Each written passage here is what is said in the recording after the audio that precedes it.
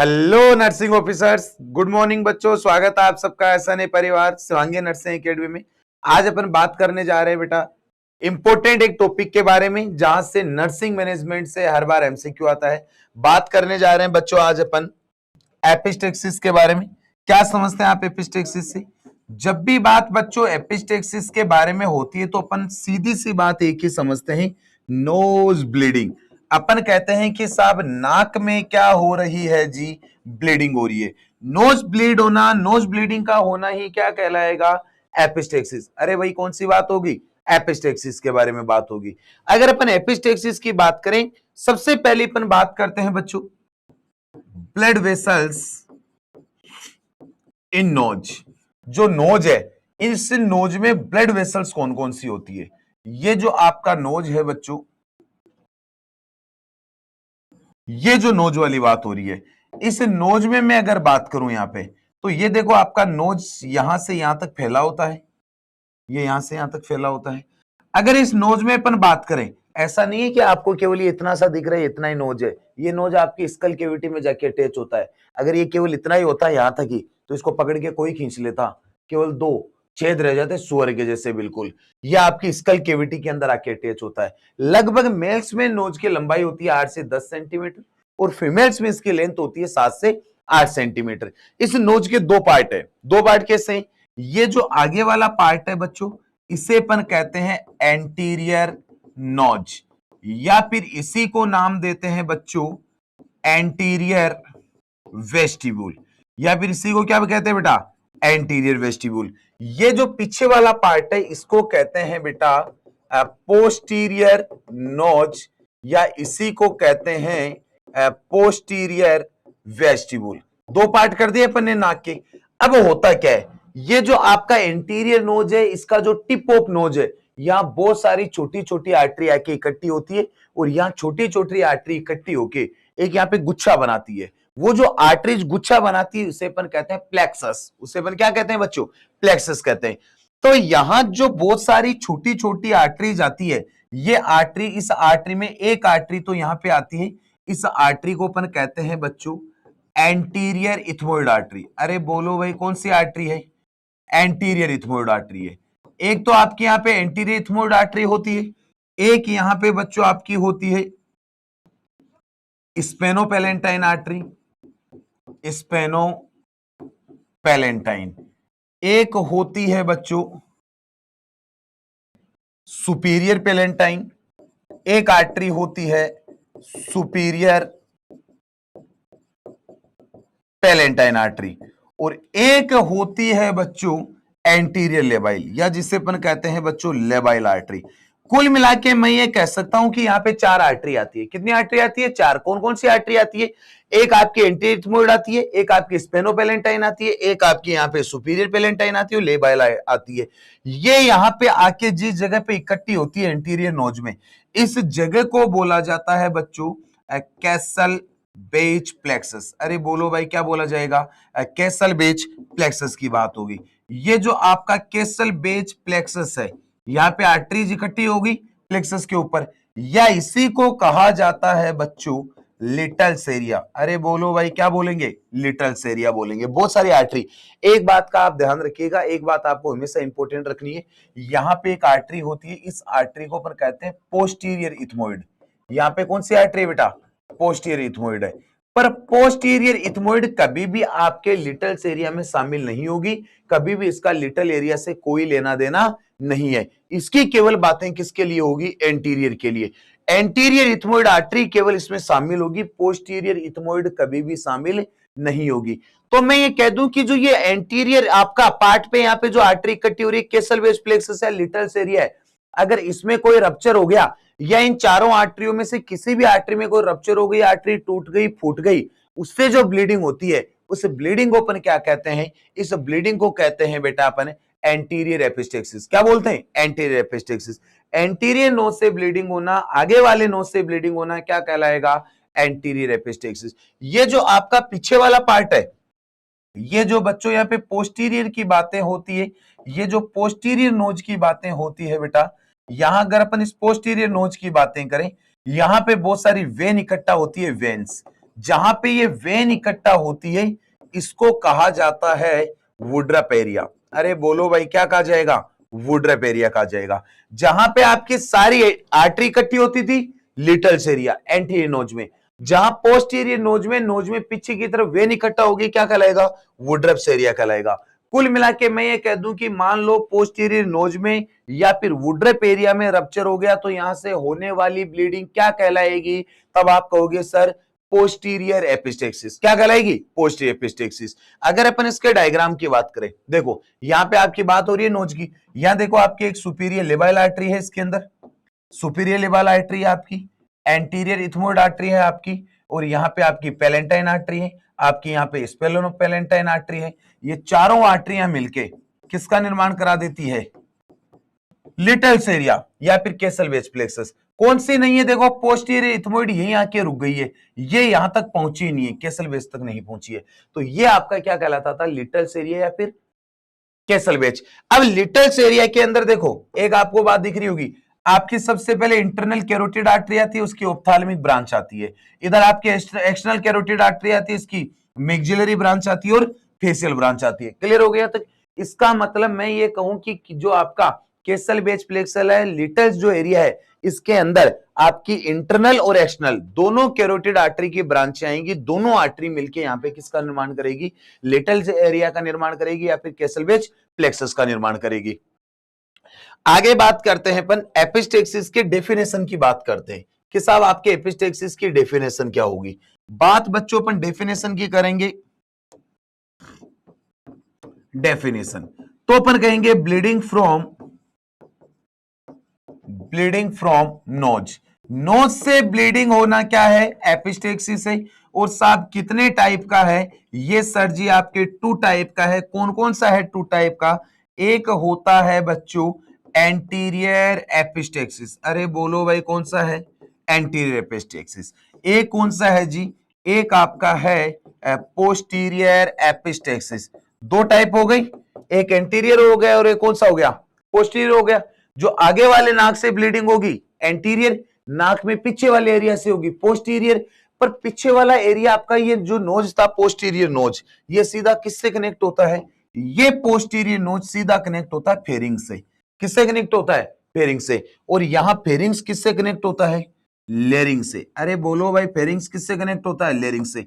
इसका मतलब अगर पोस्टीरियर नोज में कोई रप्चर आया, यहां से ब्लीडिंग हुई, तो ये फेरिंग्स में जा सकती है और फेरिंग्स से लेरिंग्स में जा सकती है। लेरिंग्स तो किसका पार्ट है? रेस्पिरेटरी ट्रैक्ट का पार्ट है। इसका मतलब अगर पोस्टीरियर एपिस्टेक्सिस हुआ, पोस्टीरियर नोज में ब्लीडिंग आई, तो एपिस्टेक्सिस जो है वो एस्पायरेशन कोज कर सकता है। ब्लड जो है वो आपके रेस्पिरेटरी ट्रैक्ट में जा सकता है। पेशेंट की क्या हो सकती है साहब? डेथ हो सकती है, उसकी 12 बज सकती है, उसके नुक्ती पूड़ी का प्रोग्राम हो सकता है। ये वेरी सीवियर, वेरी डेंजरस, सबसे खराब एपिस्टेक्सिस है। एंटीरियर की बात करें तो अपन ये कह सकते हैं साहब यहां पे होता है रप्चर इन लिटल्स एरिया। अरे किसके अंदर रप्चर होगा? लिटल्स एरिया के अंदर होगा। और आर्टरी के अंदर रप्चर होगा, इसलिए यहां से हमेशा जो ब्लीडिंग आती है वो ब्लीडिंग आती है बेटा, यहां पे जो ब्लीडिंग है वो होती है फोर्सफुल, क्योंकि आर्टरी में तो प्रेशर ज्यादा होता है। साथ में कलर कैसा होता है? Bright red. अरे कलर कैसा होता है? ब्राइट रेड, क्योंकि यहां पे तो आर्टरी इकट्ठा हो रही थी, आर्टरी में तो ऑक्सीजनेटेड ब्लड होता है।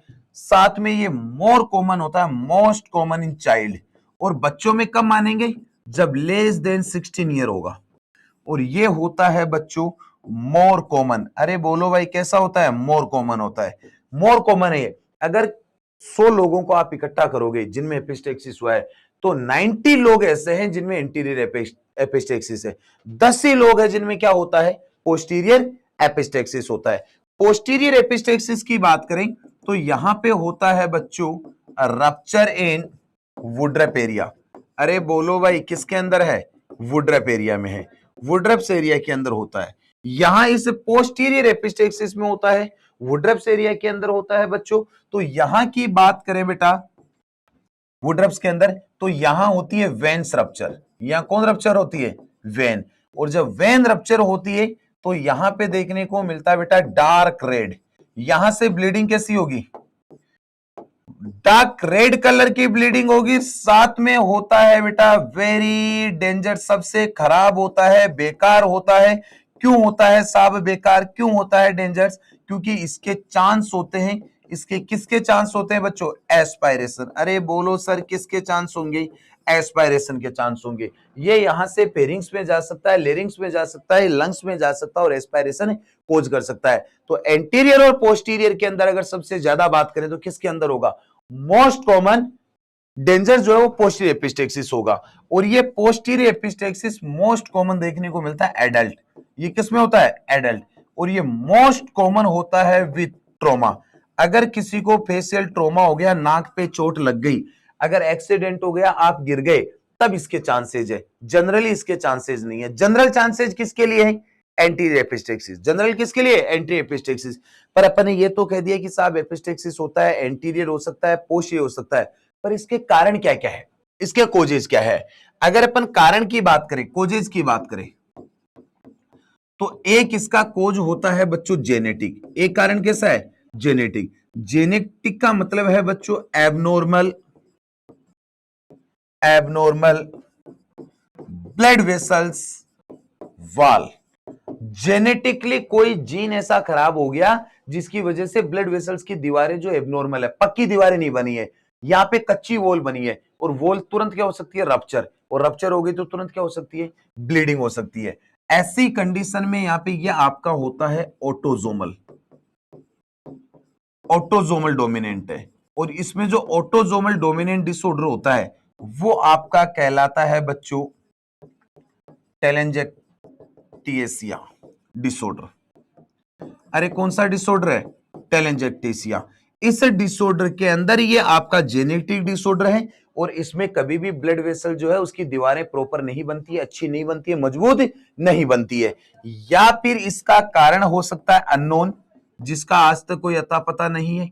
या एक कारण होता है बच्चों हाइपरटेंशन। हाइपरटेंशन के अंदर बीपी बढ़ती है, प्रेशर लगता है, ब्लड वेसल्स क्या हो सकती है? रप्चर। या फिर डायबिटीज हो सकता है, जिसके अंदर ब्लड वेसल्स में शुगर जमा होती है, दबाव लगता है, ब्लड वेसल्स क्या हो सकती है? रप्चर हो सकती है। कुछ दवाइयों की वजह से, ड्रग्स की वजह से, कुछ हीरोइन एब्यूज की वजह से, अगर कोई बहुत ज्यादा दबा के वो लेता ना हीरोइन, उसकी वजह से, या फिर बच्चों सीवियर स्मोक की वजह से, या फिर बच्चों वेरी इंपॉर्टेंट ट्रोमा की वजह से, और या फिर बच्चों हो सकता है हीट स्ट्रोक की वजह से। इन सब कारण की, इन सब रीजन से क्या हो सकती है? Nose bleeding. अरे क्या हो सकती है? नोज ब्लीडिंग हो सकती है। अगर यहाँ पे एंटीरियर पार्ट में अगर रप्चर आ गया, एंटीरियर एपिस्टेक्सिस, पोस्टीरियर में आ गया पोस्टीरियर एपिस्टेक्सिस। पर जब यहाँ पे ये सारी बातें हुई, एंटीरियर पोस्टीरियर एपिस्टेक्सिस होता है, साइन की अपन ने साथ में बात कर ली थी। डायग्नोसिस की बात करते हैं तो डायग्नोसिस में अपन करते हैं डॉपलर यूएसजी। अरे क्या करते हैं बेटा? Doppler USG. Doppler colour Doppler USG करते हैं, जिसके अपन को पता चलता है रप्चर साइट। अरे बोलो भाई क्या पता चलता है? रप्चर साइट का पता चलता है। कौन सी वेसल्स में जो रप्चर हो चुका है या कौन सी ब्लड वेसल्स फट चुकी है वो आपका क्या कहलाता है? यहाँ पे इससे किसे पता चलता है? आपको यूएसजी से पता चलता है। डॉपलर का मतलब क्या है? अरे कलर सोनोग्राफी। डॉपलर का मतलब क्या है? कलर सोनोग्राफी करोगे। अगर यहां बच्चों पर मैनेजमेंट की बात करें, यहां से एमसीक्यू आता है इंपॉर्टेंट मैनेजमेंट। अगर मैनेजमेंट की बात करें अपन, तो एक तो आपका होता है बेटा ट्रोटर्स मेथड। अरे एक तो कौन सा होता है? ट्रोटर्स मेथड। एक तो ट्रोटर्स मेथड होता है, जिसका दूसरा नाम होता है डिजिटल प्रेशर। अरे दूसरा नाम क्या होता है? डिजिटल प्रेशर नाम होता है। एक जो मेथड होता है बच्चों जिसे कहते हैं हिपोक्रेट्स। अरे क्या बोलते हैं बेटा? Hippocrates method. कितने मेथड है? दो मेथड है। पहला कौन सा है? ट्रोटर्स। अरे बोलो भाई पहला कौन सा है? ट्रोटर्स। दूसरा कौन सा है? हिपोक्रेट्स। क्या है? जब भी अब तक अपन पढ़ते आ रहे हैं, अब तक अपन एक ही बात करते आते हैं कि साहब जब भी किसी को एपिस्टेक्सिस हो तो नाक के टिप को पकड़िएगा और आगे झुका दीजिएगा। अरे यही तो बात करते आते हैं, pinch the nose and anterior forward या लीन फॉरवर्ड, यही तो बात करते हैं मैनेजमेंट में। अगर मैं ये कहूं आपसे only pinch the tip of nose, यहां पे केवल जो नोज का टिप है इसे पिंच करते हैं। अरे यहां पे केवल क्या करते हैं? जो नोज का टिप है इसे केवल पिंच करते हैं, तब आप इसे क्या बोलोगे? हिपोक्रेट्स। अरे बोलो भैया क्या बोलोगे? हिपोक्रेट्स बोलोगे। पर अगर मैं कह दूं कि आपने टिप ऑफ नोज को पिंच भी किया और पेशेंट को आगे झुका दिया, कौन सा हो गया? ट्रोटर्स। कौन सा हो गया? ट्रोटर्स। दोनों में इतना सा डिफरेंस है। ट्रोटर्स की बात करें तो यहां पे होता है sir pinch the tip of nose and sitting with lean forward. Lean forward का मतलब है आगे झुका देना। सिटिंग का मतलब पेशेंट बैठा है, पेशेंट को आपने चेयर पे बैठाया, टिप ऑफ नोज को पकड़ा और आगे झुका दिया। पूरे नाक को क्यों नहीं पकड़ा, केवल टिप को ही क्यों पकड़ा? क्योंकि साहब अगर आप पूरे नाक को दबाते तो जो ब्लड के क्लोट है वो बाहर ही नहीं आते, क्या हो सकता था? एस्पायरेशन हो सकता था। आपने टिप को पकड़ा है, टिप को दबाया है, मतलब केसल बेस प्लेक्सस पे आपने दबाव डाला है और इसके अंदर क्या हो चुका है बच्चों? इसके अंदर जो कोएगुलेशन था वो प्रोसेस स्टार्ट हो गई, क्लोट बनने लग जाएगा। यहां आपने पिंच कर दिया टिप ऑफ नोज को, कितनी देर? 15 से 20 मिनट। अरे कितने देर? 15 से 20 मिनट। 15 से 20 मिनट कम से कम दबाना है। अगर मैं आपसे कहूं स्टिल ब्लीडिंग, अभी भी क्या हो रही है सर? ब्लीडिंग हो रही है अभी भी। अगर अभी भी ब्लीडिंग हो रही है तो इसका मतलब है मे बी, शायद यहां पे हो सकता है, शायद यहां पे हो सकता है कंजेनाइटल, या तो कंजेनाइटल हो सकता है या हो सकता है पोस्टीरियर एपिस्टेक्सिस। अरे बोलो भाई क्या हो सकता है? Posterior epistaxis. या तो कंजेनाइटल है, ब्लड वेसल्स की वाल खराब है, या फिर ये पोस्टीरियर है, पोस्टीरियर एपिस्टेक्सिस। सर आप तो आगे से दबाते रह गए। ऐसी कंडीशन है तब आप आगे बढ़ोगे, तब आप करोगे बच्चों स्प्रे विथ एड्रेनलिन। अरे किसका स्प्रे करोगे? एड्रेनलिन का। एड्रेनलिन का स्प्रे करोगे और आप यहां पे कर दोगे बच्चों नेजल पैकिंग, नोज को पैक कर दोगे। और यहां पे नेजल पैकिंग करते हैं बाई पेट्रोलियम गोज। अरे किससे करते हैं? Petroleum goes. अब पेट्रोलियम गोज क्या है? क्या गोज को पेट्रोल में डुबा के देते हैं? जेली आती है पेट्रोलियम, अगर आप पेट्रोलियम जेली में गोज लगा के यहाँ पे दबाओगे तो जब ये आपकी ब्लीडिंग खत्म हो जाएगी, जब इस गोज को आप वापस निकालोगे तो स्किन टूटेगी नहीं अंदर से, वापस घाव नहीं टूटेगा, ब्लीडिंग नहीं होगी, वो ऐसे के ऐसे निकल आएगा। तो ये अपन करते हैं पेट्रोलियम गोज से। और ये पेट्रोलियम गोज कहां काम में लेते हैं? अभी अभी अपन किसकी बात कर रहे हैं? एंटीरियर नेजल पैकिंग की। अरे किसकी बात कर रहे हैं? एंटीरियर नेजल पैकिंग की बात कर रहे हैं। क्लियर हो गई यहां तक? अगर मैं कहूं स्टिल ब्लीडिंग, अगर बात आती है स्टिल ब्लीडिंग, अभी भी ब्लीडिंग हो रही है, तब अपन कह सकते हैं बच्चों for packing for nasal packing for posterior nose. अगर आपको पोस्टीरियर नोज ब्लीडिंग के लिए प्रॉपर पैकिंग करनी है, ये तो एंटीरियर नोज की बात कर रहे थे, केवल अपन यहां पे गोज पीस डाल रहे थे, एंटीरियर नेजल पैकिंग की बात हो रही थी। मैं अगर पोस्टीरियर नेजल पैकिंग की बात करूं, स्पेशल बात करूं, अलग से बात करूं, तो पोस्टीरियर नेजल पैकिंग के लिए अपन क्या करते हैं? सबसे पहले तो डालते हैं बेटा infant feeding tube by nose. Nose से क्या डालते हैं? Infant feeding tube. यहां नाक से इनफेंट फीडिंग ट्यूब डालते हैं और इस ट्यूब को डाल के माउथ से बाहर खींच लेते हैं। इसको इनफेंट फीडिंग ट्यूब डालते हैं नोज से एंड टेकन फ्रॉम माउथ। आप इसको कहां से निकाल लेते हो? माउथ से। इसके बाद में क्या करते हो? आपने क्या किया? नाक से फीडिंग ट्यूब डाली, इनफेंट वाली है पर एडल्ट में डाल रहे हैं। भी कोई भी बच्चा हो, चाहे चाइल्ड हो, चाहे एडल्ट हो, उसके अंदर अपन ने इनफेंट फीडिंग ट्यूब डाली, इस ट्यूब को नाक से डाल के इसको माउथ से निकाल ली और माउथ से निकाल के उसके गोज बांध दिए। उसके क्या बांध दिए? गोज। और गोज बांध के वापस इस ट्यूब को नाक से खींच लिया। जब ट्यूब को नाक से खींचोगे तो ये गोज ऐसे माउथ में जाके फेरिंग्स और नोज के पास में जाके क्या हो जाएंगे? सेटल हो जाएंगे। फेरिंग्स और नोज के पास जाके क्या हो जाएंगे? सेटल हो जाएंगे। इसको अपन बोलते हैं पोस्टीरियर नेजल पैकिंग। क्या बोलते हैं? Posterior nasal packing. आप इसको माउथ से पकड़ोगे और फिर क्या करोगे? Stabilise the goes. आप यहां पे गोज कर दोगे बच्चों, stabilise goes with infant feeding tube. Infant जो फीडिंग ट्यूब थी उस ट्यूब के आप गोज बांध दोगे और उसके बाद में एक्सट्रैक्ट फ्रॉम नोज। नोज से वापस इस ट्यूब को आप खींच लोगे और आप ऐसा करोगे तो जो गोज है वो क्या हो जाएंगे? गोज सेटल एट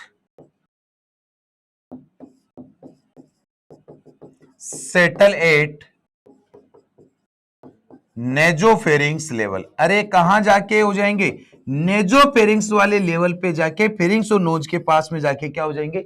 सेटल हो जाएंगे और पोस्टीरियर नोज से ब्लीडिंग रुक जाएगी। इसका मतलब आपने यहाँ पे माउथ वाले एरिया से माउथ को अप्रोच करते हुए नोज के अंदर ऊपर वहां पे क्या दबा दिए? गोज दबा दिए। क्या दबा दिए? गोज। अब वहां से ब्लीडिंग नहीं होगी बच्चों।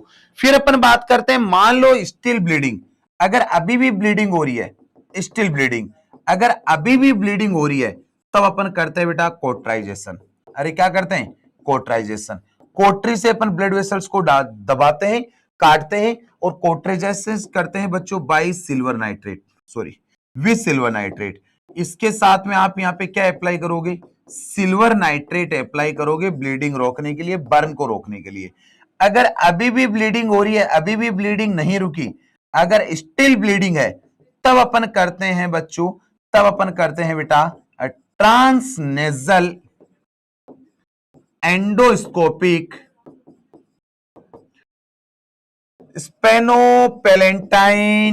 स्पेनोपेलेंटाइन लाइगेशन। अरे बोलो भाई क्या करोगे? अब अपन यहां पे करेंगे साहब ट्रांसनेजल एंडोस्कोपिक स्पेनोपेलेंटाइन लाइगेशन। नोज के थ्रू एंडोस्कोपी डाल के अपन स्पेनोपेलेंटाइन आर्टरी को बांध देंगे, क्या कर देंगे? उसका लाइगेशन कर देंगे। इसी को क्यों बांध रहे स्पेनोपेलेंटाइन को? क्योंकि ये होती है मोस्ट कॉमन रप्चर। जो सबसे ज्यादा रप्चर होता है, सबसे ज्यादा जो ब्लीडिंग होती है, किसमें होती है? स्पेनोपेलेंटाइन में। इसी प्रोसीजर को अपन कहते हैं बच्चों